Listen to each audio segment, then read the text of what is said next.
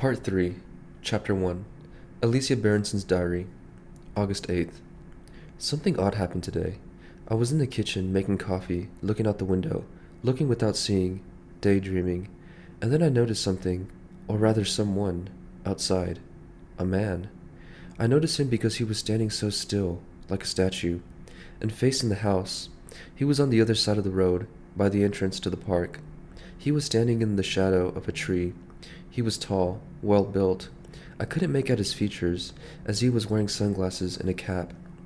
I couldn't tell if he could see me or not, through the window, but it felt as if he was staring right at me. I thought it was weird. I'm used to people waiting across the street at the bus stop, but he wasn't waiting for a bus. He was staring at the house. I realized that I had been standing there for several minutes, so I made myself leave the window. I went to the studio. I tried to paint, but couldn't concentrate. My mind kept going back to the man. I decided to give myself another 20 minutes, then I'd go back to the kitchen and look. If he was still there, then what? He wasn't doing anything wrong. He might be a burglar, studying the house. I suppose that was my first thought, but why just stand there like that, so conspicuously? Maybe he was thinking of moving here? Maybe he's buying the house for sale at the end of the street? That could explain it. But when I got back to the kitchen and peered out the window, he had gone. The street was empty. I guess I'll never know what he was doing. How strange. August 10th. I went to the play with Jean Felix last night. Gabriel didn't want me to, but I went anyway. I was dreading it, but I thought if I gave Jean Felix what he wanted and went with him, maybe that would be an end to this. I hope so anyway. We arranged to meet early, to have a drink, his idea, and when I got there, it was still light. The sun was low in the sky, coloring the river blood red. Jean Felix was waiting for me outside the National. I saw him before he saw me. He was scanning the crowds, scowling. If I had any doubt I was doing the right thing, seeing his angry face dispelled it. I was filled with a horrible kind of dread, and nearly turned and bolted, but he turned and saw me before I could. He waved, and I went over to him. I pretended to smile, and so did he. "I'm so glad you came," Jean Felix said. "I was worried you wouldn't show up. Shall we go in and have a drink?" We had a drink in the foyer. It was awkward, to say at the least. Neither of us mentioned the other day. We talked a lot about nothing, or rather, Jean Felix talked and I listened. We ended up having a couple of drinks. I hadn't eaten, and I felt a bit drunk. I think that was probably Jean Felix's intention. He was trying his best to engage me, but the conversation was stilted. It was orchestrated, stage managed. Everything that came out of his mouth seemed to start with, "Wasn't it fun when?" or "Do you remember that time we?" As if he'd rehearsed little reminiscences in the hope that they'd weaken my resolve and remind me how much history we had, how close we were. What he doesn't seem to realize is I've made my decision, and nothing he can say now will change that. In the end, I'm glad I went. Not because I saw Jean Felix, because I saw the play. Alcestis isn't a tragedy I've heard of. I suppose it's obscure because it's a smaller kind of domestic story, which is why I liked it so much. It was staged in the present day, in a small suburban house in Athens. I liked the scale of it, an intimate kitchen sink tragedy. A man is condemned to die, and his wife, Alcestis, wants to save him. The actress playing Alcestis looked like a Greek statue. She had a wonderful face. I kept thinking about painting her. I thought about getting her details and contacting her agent. I nearly mentioned it to Jean Felix, but I stopped myself. I don't want to involve him in my life anymore, on any level. I had tears in my eyes at the end. Alcestis dies and is reborn. She literally comes back from the dead. There's something there that I need to think about. I'm not sure exactly what yet. Of course, Jean Felix had all kinds of reactions to the play, but none of them resonated with me, so I tuned him out and stopped listening. I couldn't get Alcestis' death and resurrection out of my mind. I kept thinking about it as we walked back across the bridge to the station. Jean Felix asked if I wanted to have another drink, but I said I was tired. There was another awkward pause. We stood outside the entrance to the station. I thanked him for the evening and said it had been fun. "Just have one more drink," Jean Felix said. "One more, for old time's sake." "No, I should go." I tried to leave, and he grabbed my hand. Alicia, he said, listen to me. I need to tell you something. No, please don't. There's nothing to say, really. Just listen. It's not what you think. He was right. It wasn't. I wasn't expecting John Felix to plead for our friendship, or try to make me feel guilty for leaving the gallery, but what he said took me totally by surprise. You need to be careful, he said. You're way too trusting. The people around you, you trust them. Don't trust them. I stared at him blankly. It took me a second to speak. What are you talking about? Who do you mean? Jean Felix just shook his head and didn't say anything. He let go of my hand and walked off. I called after him, but he didn't stop. Jean Felix, stop! He didn't look back. I watched him disappear around the corner. I stood there, rooted to the spot. I didn't know what to think. What was he doing making a mysterious warning and then walking off like that? I guess he wanted to get the upper hand and leave me feeling unsure and wrong-footed, and he succeeded. He also left me feeling angry. Now, in a way, he's made it easy for me. Now I'm determined to cut him out of my life. What did he mean about people around me? Presumably that means Gabriel? But why? No, I'm not doing this. This is exactly what Jean Felix wanted. To fuck with my head. Get me obsessing about him. Come between me and Gabriel. I won't fall for it. I won't give it another thought. I went back home, and Gabriel was in bed, asleep. He had a 5 a.m. call for a shoot, but I woke him up and we had sex. I couldn't get close enough to him, or feel him deeply enough in me. I wanted to be fused with him. I wanted to climb inside him and disappear. August 11th. I saw that man again. He was a bit farther away this time. He was sitting at the bench farther in the park. But it was him, I could tell. Most people are wearing shorts and a t-shirt and light colors in this weather, and he was wearing a dark shirt and trousers, black sunglasses, and a cap. His head was angled toward the house, looking at it. I had a funny thought. Maybe he's not a burglar. Perhaps he's a painter. Perhaps he's a painter like me, and he's thinking about painting the street, or the house. But as soon as I thought this, I knew it wasn't true. If he were really going to paint the house, he wouldn't just be sitting there. He'd be making sketches. I got myself into a state about it, and I phoned Gabriel. That was a mistake. I could tell he was busy. The last thing he needed was me calling, freaking out because I think someone is watching the house. Of course, I'm only assuming the man is watching the house. He could be watching me. August 13th. He was there again. It was soon after Gabriel left this morning. I had a shower and saw him out the bathroom window. He was closer this time. He was standing outside the bus stop, like he was casually waiting for the bus. I don't know who he think he's fooling. I got dressed quickly and went into the kitchen to have a better look, but he was gone. I decided to tell Gabriel about it when he got home. I thought he'd brush it off, but he took it seriously. He seemed quite worried. Is it Jean Felix? He said straight away. No, of course not. How can you even think that? I tried to sound surprised and indignant, but in the truth, I had wondered that too. The man and Jean Felix are the same build.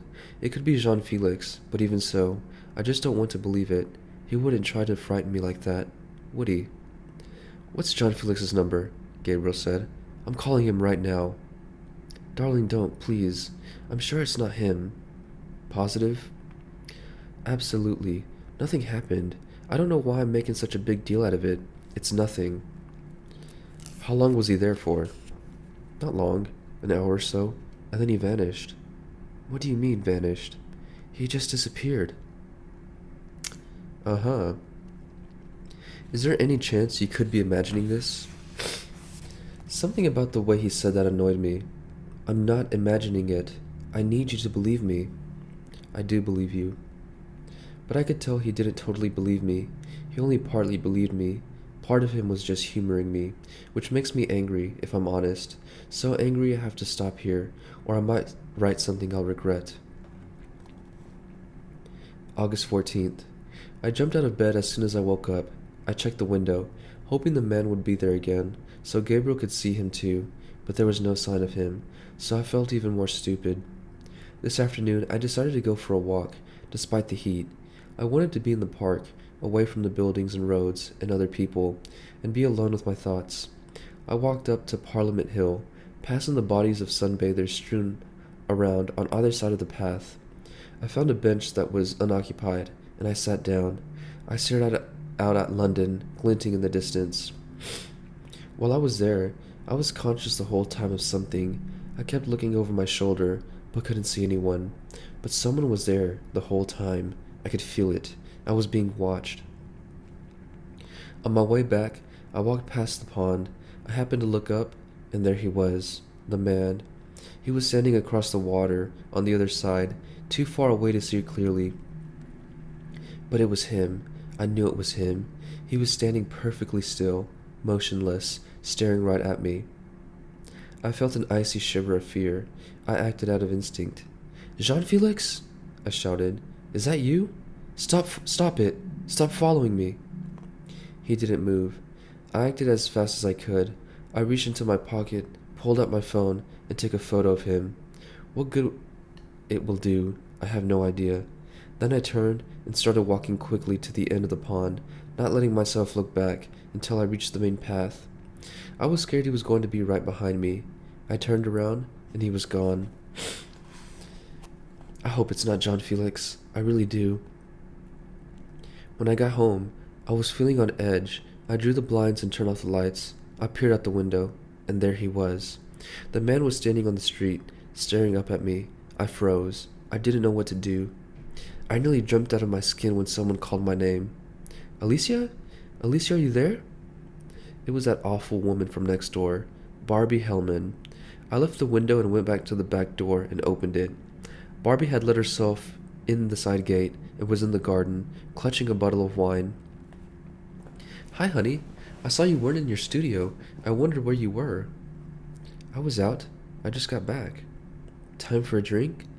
She said this in a baby voice she sometimes uses and that I find irritating. "Actually, I should get back to work. Just a quick one, and then I have to go. I've got my Italian class tonight, okay?" Waiting for a reply, she came in. She said something about how dark it was in the kitchen and started opening the blinds without asking me. I was about to stop her, but when I looked outside, no one was on the street. The man had gone. I don't know why I told Barbie about it. I don't like her or trust her, but I was scared, I suppose, and I needed someone to talk to, and she happened to be there. We had a drink, which was unlike me, and I burst into tears. Barbie stared at me wide-eyed, silent for once. After I finished, she put down her bottle of wine and said, "This calls for something stronger." She poured us a couple of whiskeys. "Here," she gave it to me. "You need this." She was right. I needed it. I knocked it back and felt a kick from it. Now it was my turn to listen, while Barbie talked. She didn't want to scare me. She said, but it didn't sound good. "I've seen this on like a million TV shows. He's studying your house, okay? Before he makes his move." "You think he's a burglar?" Barbie shrugged. "Or a rapist. Does that matter? It's bad news, whatever it is." I laughed. I felt relieved and grateful that someone was taking me seriously, even if it was just Barbie. I showed her the photo on my phone, but she wasn't impressed. "Text it to me so I can look at it with my glasses on. It looks like a blurry smudge to me. Tell me, have you mentioned this to your husband yet?" I decided to lie. "No, not yet." Barbie gave me a funny look. "Why not?"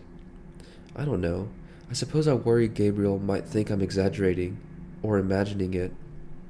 "Are you imagining it?" "No." Barbie looked pleased.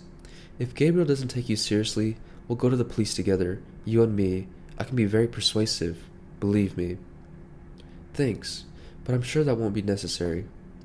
"It's already necessary. Take this seriously, honey. Promise me you'll tell Gabriel when he gets home?" I nodded, but I had already decided not to say anything further to Gabriel. There was nothing to tell. I have no proof the man was following me or watching me. Barbie was right. The photo proves nothing. It was all in my imagination. That's what Gabriel will say. Best not to say anything to him at all and risk upsetting him again. I don't want to bother him. I'm going to forget all about it. 4 a.m. It's been a bad night. Gabriel came home exhausted about 10. He had a long day and wanted to go to bed early. I tried to sleep too, but I couldn't. Then a couple of hours ago, I heard a noise. It was coming from the garden. I got up and went to the back window. I looked out. I couldn't see anyone, but I felt someone's eyes on me. Someone was watching me from the shadows. I managed to pull myself away from the window and ran to the bedroom. I shook Gabriel awake. "The man is outside," I said. "He's outside the house." Gabriel didn't know what I was talking about. When he understood, he started to get angry. "For Christ's sake, give it a rest. I've got to be at work in 3 hours. I don't want to play this fucking game." "It's not a game. Come and look, please." So we went to the window, and of course, the man wasn't there. There was no one there. I wanted to go outside to check, but he wouldn't. He went back upstairs, annoyed. I tried reasoning with him, but he said he wasn't talking to me, and went to sleep in the spare room. I didn't go back to bed. I've been sitting here since then, waiting, listening, alert to any sound, checking the windows. No sign of him so far. Only a couple more hours to go. It will be light soon. August 15th. Gabriel came downstairs ready to go to the shoot. When he saw me by the window and realized I'd been up all night, he went quiet and started acting strange. "Alicia, sit down. We need to talk." "Yes, we do need to talk about the fact that you don't believe me." "I believe that you believe it. That's not the same thing. I'm not a fucking idiot. I never said you were an idiot." "Then what are you saying?" "I thought we were about to get into a fight, so I was taken aback by what Gabriel said. He spoke in a whisper. I could barely hear him. He said, 'I want you to talk to someone, please.'" "What do you mean? A policeman?" "No," Gabriel said, looking angry again. "Not a policeman." I understood what he meant, what he was saying, but I needed to hear him say it. I wanted him to spell it out. "Then who?" "A doctor." "I'm not seeing a doctor, Gabriel." "I need you to do this for me. You need to meet me halfway." He said it again. "I need you to meet me halfway." "I don't understand what you mean. Halfway where? I'm right here." "No, you're not. You're not here." He looked so tired, so upset. I wanted to protect him. I wanted to comfort him. "It's okay, darling," I said. "It's going to be okay. You'll see." Gabriel shook his head, like he didn't believe me. "I'm going to make an appointment with Dr. West as soon as he can see you. Today, if possible." He hesitated and looked at me. "Okay?" Gabriel held out his hand for mine. I wanted to slap it away or scratch it. I wanted to bite him or hit him or throw him over the table and scream, "You think I'm fucking crazy? But I'm not crazy. I'm not. I'm not. I'm not." But I didn't do any of those things. Instead, I nodded and took Gabriel's hand and held it. "Okay, darling," I said. "Whatever you want."